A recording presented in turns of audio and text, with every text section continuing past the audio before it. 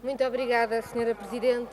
Sr. Primeiro-Ministro, o Partido Socialista anunciou que vai apresentar uma moção de censura. Em setembro recusou apresentá-la quando o Bloco de Esquerda convidou todas as oposições a juntarem-se na censura ao Governo. E devemos nos perguntar o que o país ganhou com esta demora. 100 mil novos desempregados e desempregadas, roubo de mais 2 meses de salários e pensões. E se há 6 meses tínhamos razões para censurar o Governo, 100 mil desempregados depois, a conclusão só pode ser a mesma. Sr. Primeiro-Ministro, tenha a certeza que o Governo está cada vez mais isolado. Mas não tapamos o sol com a peneira e sabemos bem que o falhanço redondo do Governo é também o falhanço redondo da Troika.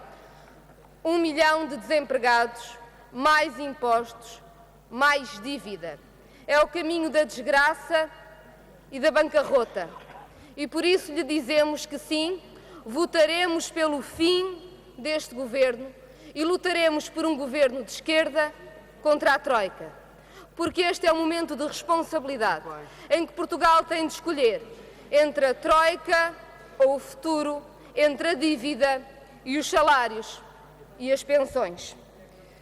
Sr. Primeiro-Ministro, hoje disse coisas muito graves neste plenário sobre a concertação social. Disse-nos aqui, quando o Bloco de Esquerda trouxe a exigência do aumento do salário mínimo nacional, que iria debater esse assunto na concertação social. E hoje mesmo, desdizendo tudo aquilo que tinha prometido, vem dizer que afinal o salário mínimo nacional não é assunto para a concertação social, é sim assunto para a selva do salve-se quem puder. Sr. Primeiro-Ministro, abandonou a concertação social? Tem a palavra, Sr. Primeiro-Ministro.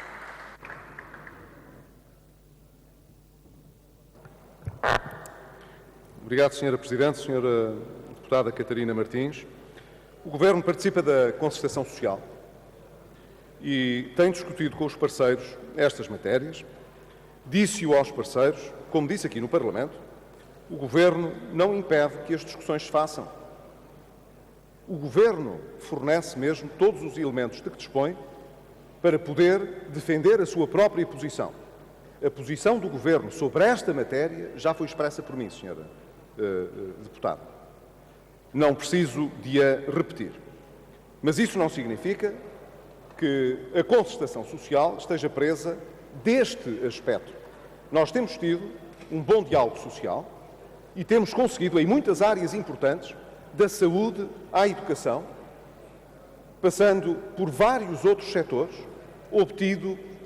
temos obtido, bons acordos sociais, ao contrário de uma certa conflitualidade artificial que, às vezes, certos partidos, e nomeadamente o Bloco de Esquerda, gostam de dar a ideia de existir ao país. Significa isso, portanto, Sra. Deputada, que apesar de vivermos momentos difíceis, apesar de não termos autonomia orçamental, apesar de termos metas fixadas que não podemos deixar de cumprir, com poucos graus de liberdade para ajustar, apesar de tudo isso, nós temos conseguido realizar diálogo social e acordo social. Ó, Sra. Deputada, não temos todos aquilo que pretenderíamos, mas há uma coisa importante, é que todos temos dado até hoje provas de poder chegar a algum consenso. Isso deve-se, evidentemente, à forma como as forças sociais, os parceiros sociais, se têm empenhado nesse debate.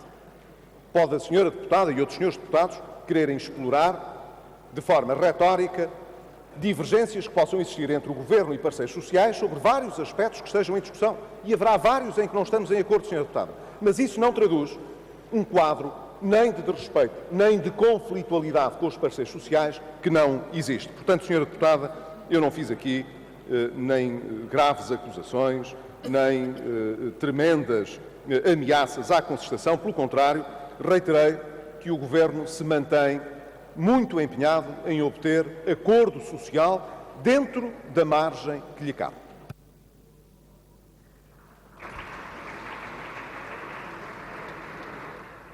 Senhora Deputada Catarina Martins, faz favor. Muito obrigada, Sra. Presidente. Sr. Primeiro-Ministro, qual é a parte das confederações patronais estarem disponíveis para um acordo sobre a subida do salário mínimo nacional que o Sr. Primeiro-Ministro não percebe? Vivemos um momento histórico. Centrais sindicais e confederações patronais estão disponíveis para um acordo sobre o salário mínimo nacional. Só o Governo é que não quer. E, Sr. Primeiro-Ministro, isto não pode ser decidido empresa a empresa. O Sr. Primeiro-Ministro com certeza sabe-o.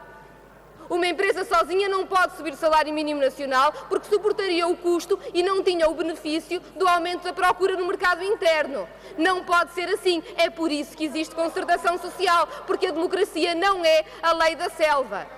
Sr. Primeiro-Ministro, o Governo é o único que não quer subir o salário mínimo nacional. E em toda esta história há três coisas que ficam absolutamente claras. A primeira é que a palavra do Governo vale nada. Disse que era na concertação social e agora desdiz tudo o que disse. A segunda é que o Governo não respeita nada, nem ninguém, nem a concertação social. E a terceira, clara como a água, é que a única política do Governo para Portugal é a política dos salários baixos. É tudo o que quer, salários baixos e desemprego.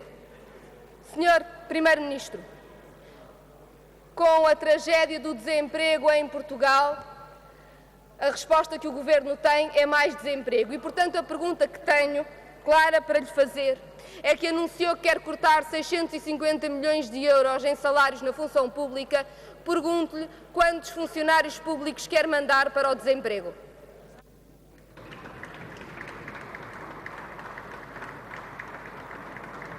Sr. Primeiro-Ministro tem a palavra.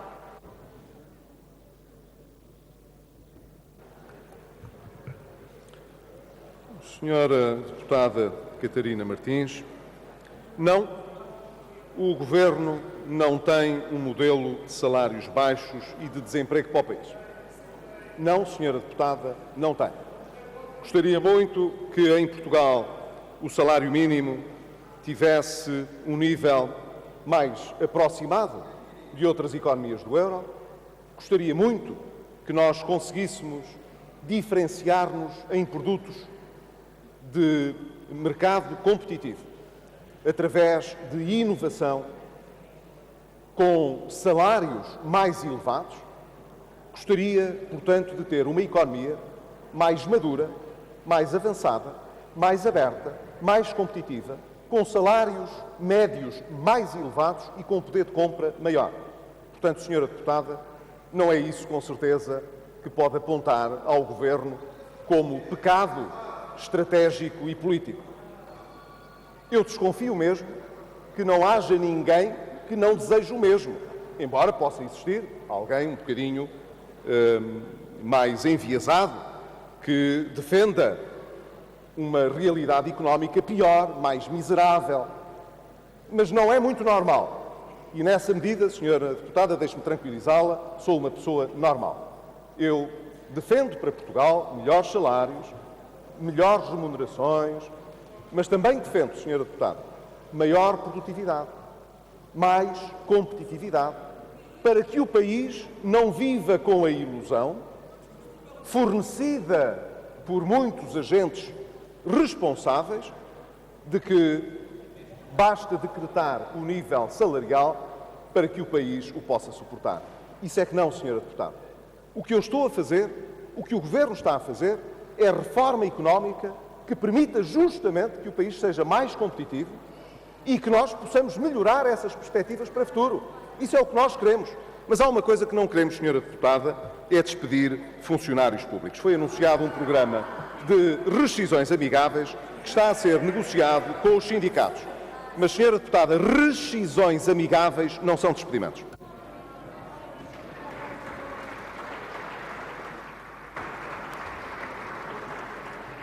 Senhora deputada Catarina Martins, faz favor. Muito obrigada, Sra. Presidente. Sr. Primeiro-Ministro não me respondeu sobre quantos funcionários públicos quer lançar para o desemprego, mais ou menos amigavelmente. Sr. Primeiro-Ministro, não há nada de normal em dizer a trabalhadores que têm 20 anos de serviço, que têm salários líquidos de 600 euros, que vão ser despedidos, têm uma média de 45 anos, poucas qualificações, não têm acesso a subsídio de desemprego, vão ficar sem trabalho, indemnizações pequenas, 12 mil, 18 mil euros, não sei, ainda não se comprometeu, e anunciar que isto é uma oportunidade. E, Sr. Primeiro-Ministro, eu quero lhe perguntar qual é a oportunidade que está a oferecer aos dezenas de milhares de funcionários públicos que vai lançar para o desemprego, que têm poucas qualificações e têm, em média, 45 anos de idade. Sr. Primeiro-Ministro, faz favor, tem a palavra. Muito obrigado, Sra. Presidente. Apenas para reiterar, em primeiro lugar, que o Governo está a construir, e falo-á em diálogo com os sindicatos, um programa de rescisões amigáveis que visa requalificar a administração pública portuguesa. É isso que está em prática, Sra. Deputada, nada mais.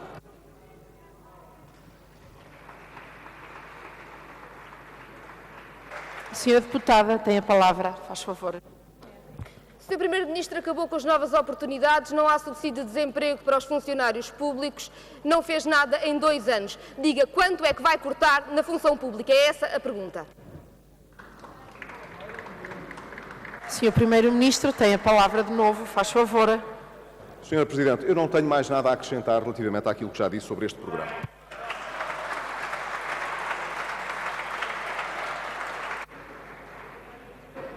Senhora Deputada, tem ainda tempo, faz favor.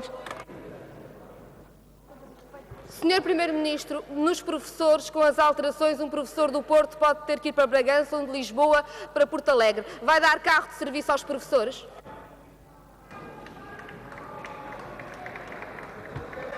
Senhor Primeiro-Ministro, tem a palavra, Senhor Primeiro-Ministro. Sra. Presidente, apenas para dizer que não à Sra. Deputada.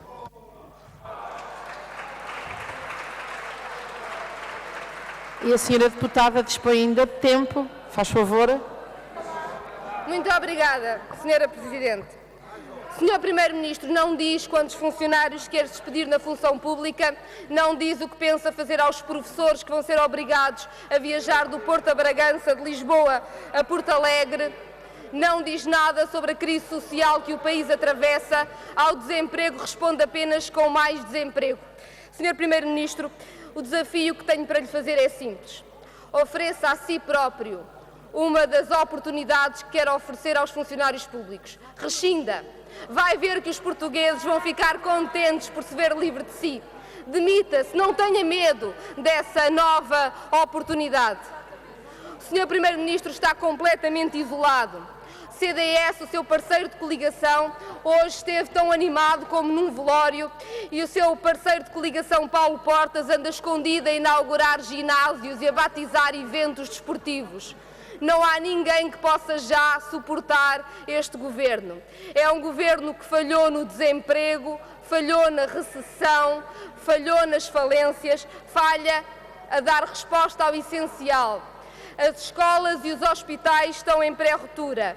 Cresce a pobreza infantil em Portugal. Estamos a retroceder em mais de 20 anos nos indicadores sociais. Quero terminar, Senhora Deputada. E o Sr. Primeiro-Ministro engana-se quando pensa que são os credores que avaliam a ação do Governo.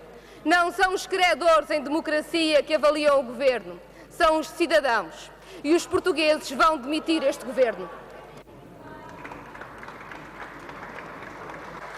O Sr. Primeiro-Ministro dispõe de 8 segundos. Se pretender ainda usar da palavra, faz favor. Sra. Presidente, apenas para dizer que concordo com a última afirmação da Sra. Deputada Catarina Martins, de que são os cidadãos que avaliam politicamente os seus governos.